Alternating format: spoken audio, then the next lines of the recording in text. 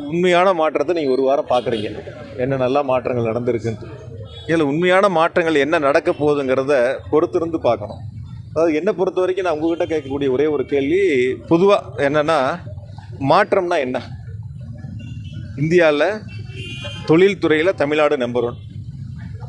அதில் என்ன நீங்கள் மாற்றங்கள் கொண்டு வர போகிறீங்க? உயர்கல்வி சேர்க்கையில் இந்தியாவில் தமிழ்நாடு நம்பர் 1. அதில் என்ன நீங்கள் மாற்றங்களை கொண்டு வர போகிறீங்க? மருத்துவத்தில் இந்தியாவில் தமிழ்நாடு நம்பர் 1. அதில் என்ன நீங்கள் மாற்றங்களை கொண்டு வர போகிறீங்க?